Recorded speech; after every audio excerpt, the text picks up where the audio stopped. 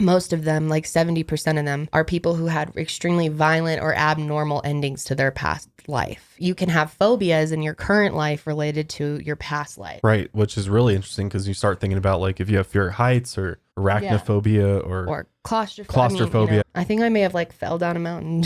Jack fell down and broke his crown. Jill came tumbling after. That's me.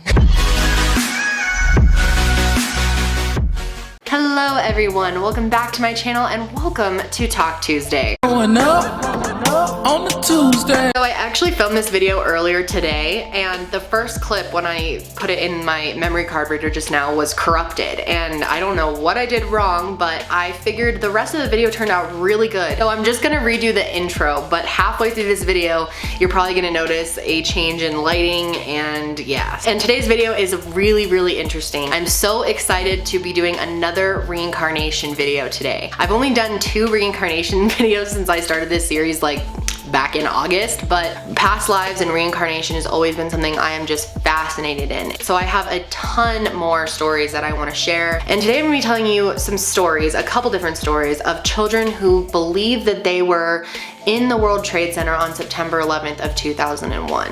That big shiny one looked just like the Twin Towers. It brings back a lot of memories. So very interesting stuff here. We're gonna get into that, but before we get started, this video is kindly sponsored by Clue. So you may have heard me talking about Clue a few years back on my channel. It's an app that I have now used for years. If you don't know this about me, I have made a video on it, but I don't talk about this stuff as much on my channel as I used to, but I have something called polycystic ovarian syndrome, and it makes my whole female system kind of screwed up. I have a whole video about it. If you want to see it, I'll link it below. Basically, when you have polycystic ovarian syndrome, your periods are extremely irregular. You can also struggle with infertility. So period tracking is so vitally important. Understanding your body and understanding your cycle is so important, and that's what Clue does. Clue is an app where you can not only track periods, but you can also track mood, body temperature, feelings, headaches, birth control. I personally use the NuvaRing, so I always am making note of when my NuvaRing came out. This is what my last couple months look like, and basically what Clue does is take all this information and processes it, and it gives you a clue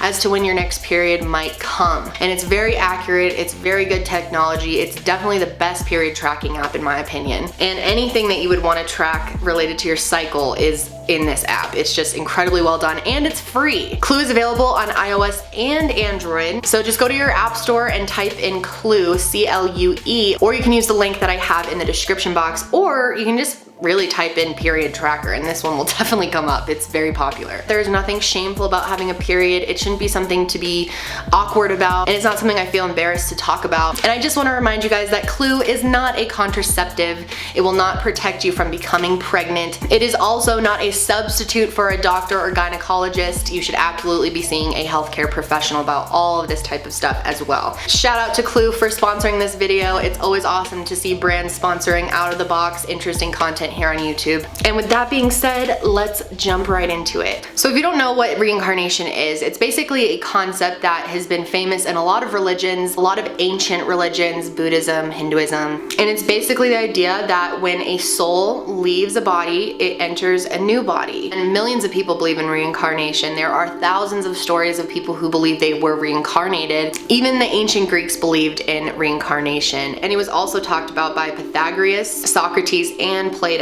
This is Jim Tucker, and he is an associate psychiatry professor at UCA Medical Center, and he has more than 2,500 cases of reincarnation that he's looking at.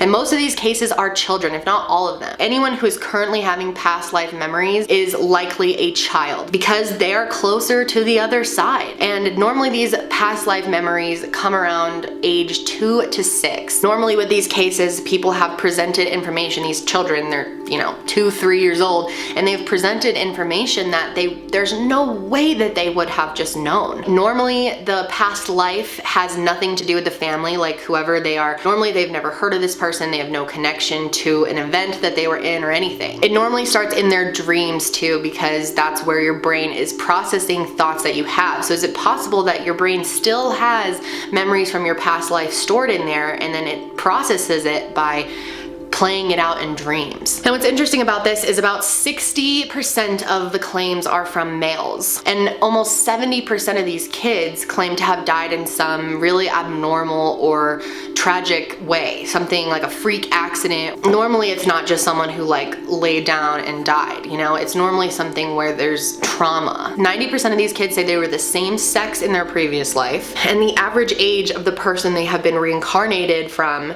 was 28 years old when they died. So let's quickly talk about 9/11, and I don't want to get fully into it. I've done videos on 9/11, I've talked about it before. It's very upsetting, and if for some reason you don't know, on September 11th of 2001, 2 planes flew into the World Trade Center in New York, and the buildings came crumbling down. They went down like no one has ever seen before. Nearly 3,000 people lost their lives that day. And there are several cases of children who remember dying in 9/11 in their past life. The first one we're going to be talking about is Thomas Nolan. When he was only 3 years old, he started telling his parents that he was a firefighter in 9/11 and died that day and can remember his whole death. Now, what kind of 3-year-old just brings this up? First of all, he wasn't alive during 9/11. His parents said they never showed him anything to do with 9/11. When asked what he wanted to be when he grew up, he said, "I don't just want to be a firefighter.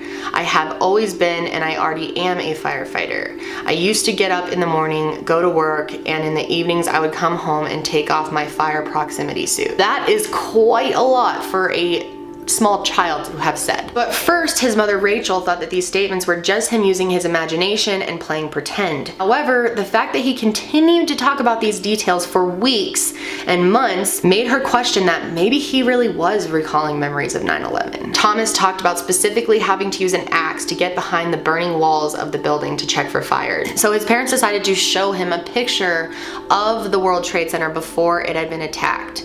And he looked at it and said, "The bad men burnt these buildings. People had to jump and I couldn't help. There were people waiting for firefighters, waiting for me, but I could not get there to help them." He claimed that in Manhattan that day they were using a Fort Johnson R8. The average person would not know that. I had no idea. I wouldn't even known that there were models of fire trucks, to be honest. They confirmed that this was a fire truck that was being used on 9/11. So his parents believe that he could have really been a firefighter. Then there's a woman named Lucia, and she has a son, but she does not disclose his name, and her son claims that he was a building worker at the World Trade Center during 9/11. She claimed that when her son was shown a photo of the Twin Towers, he was able to identify the window of the office where he worked. She said that her son said he felt a building falling on top of him, and he said, "I'm still buried there," which a lot of people were never found. Their bodies were never found. Now, there's definitely not as much evidence for that specific case because whoever this person is, they've kept it very, very quiet. But the last one I'm going to tell you about is the most compelling by far. This is Molly, and she claims that her son Cade was a victim of 9/11. When he was a baby, he developed extremely fast, learned how to walk faster than other kids, was just very much an old soul. His grandma said from the moment he was born, he seemed like he was kind of questioning what was going on and like had more going on in his head than most kids his age. He had a very advanced vocabulary for his age. He also often seemed upset, and he didn't seem as happy and as bubbly as other kids around him. Cade was able to stand at 2.5 months old with only a little help from an adult. He could also hold conversations with adults at age 3. And when he was 3 years old, he started talking about how he remembers dying.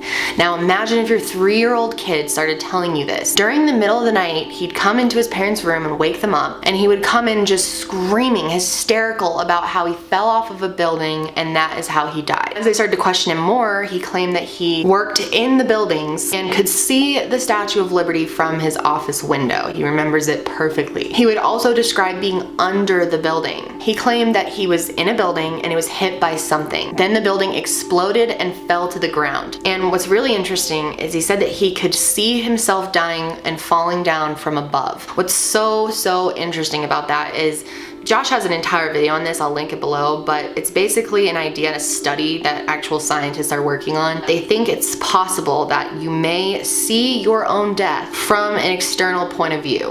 And he described to us in great detail seeing himself from above and him hitting the ground and watching his brains come out of his head and watching himself get covered in rubble. So his parents asked him to draw a picture, which is what a lot of parents in these cases do. When Cade was asked to draw a picture of his dreams, he drew 2 towers. And then he drew a plane going into it and a man falling to the ground. Now, what was also really weird about this is for a very long time, Cade was afraid of being in tall buildings or of planes in general. He was scared of seeing planes in the sky. He was always worried about where they were going to. It's more like he was scared of where they were going.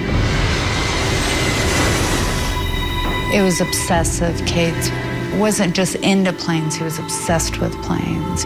Driving through downtown was hard for him. He wouldn't get out of the car and walk around. That feels creepy. I just don't like to look up. I would not like to go in that tall building. He doesn't want to be around them. He doesn't want to come close to them. That big shiny one looked just like the Twin Towers. It brings back a lot of memories, but I'm not going in it, okay? And his parents just thought it was really weird, but once he started having these dreams and talking about this stuff, they connected everything. And Molly, his mom, had a really hard time believing that this was true. I mean, this is her child. How scary would that be to think that, oh my God, maybe they were reincarnated and they had this brutal death in another life. So obviously she wanted to debunk it. I mean, if it were me, I'd think maybe he's even psychic or something. But then things started to get really bad. His nightmares were horrendous.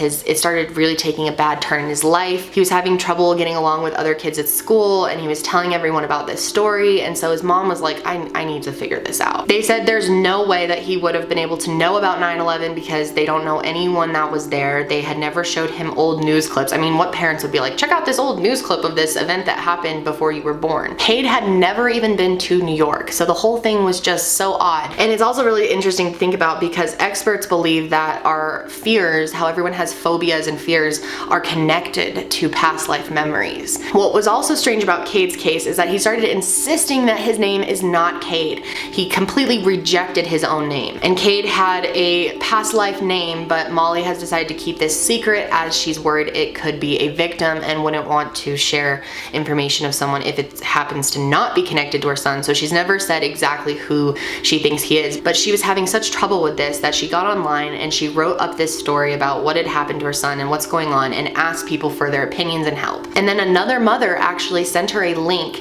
to a man's story that was very similar to what Cade was describing. Same life. I mean, Cade had described this person's life and we don't know any of the details because they've decided to keep that part of this secret. I've done the investigation. I've made the connection, and now I know. I know the truth. I know who he was. I know how he died. But as a mother, I'm feeling very helpless. I can't make this memory go away. But Molly believes that she knows who he is, and she never contacted their family because they're like, okay, we're gonna seem crazy. They're gonna hang up on us if we tell them like, hey, we think our son is the reincarnated version of your loved one, you know? So they've kept that completely secret. She feels like it could interrupt their mourning process and maybe they're just finally getting over it. And you know, at the end of the day, you can say that Cade's lying. Maybe he does have a really good imagination or something else can explain how he knows this information. But you know, a lot of people obviously think the parents are making it up. They refuse to even entertain this idea, so they figure the parents must have made this shit up. Why? Why would these parents make it up? You're not gonna make money off of this. There's no reason to make up this whole story, and why would their children like go in on it? Like, we're gonna concoct this crazy plan and you're just gonna tell everyone that you were in 9/11. I mean, it just doesn't make a lot of sense. Cade has had a really tough time. His parents have had a lot of trouble getting him acclimated to his current life, accepting who he is, you know, trying to get him into normal things, but he has had a seriously hard time making friends. People think he's weird. People don't believe his story, other kids obviously, and he's just never fit into his life. So his parents are still working to this day to make him feel more comfortable in the life that he is living now. So do we know if this is true? Obviously we don't know if it's true. I do not have all the answers, but I think there's so many interesting details of this. Cannot completely rule it out. Like, something's going on here. Something is weird. But I want to know what you guys think. Tell me what you think of these stories in the comments. Have you experienced past life memories? If you had a child who was experiencing past life memories, would you follow up with it and try to figure it out, or do you think it's just a bunch of BS? And make sure to give this video a thumbs up if you want to see more reincarnation stories, because there are a ton out there and I'm really excited to start talking about some more of them. That's it for me today, guys. I hope you're having a great day and I will see you next time. Bye.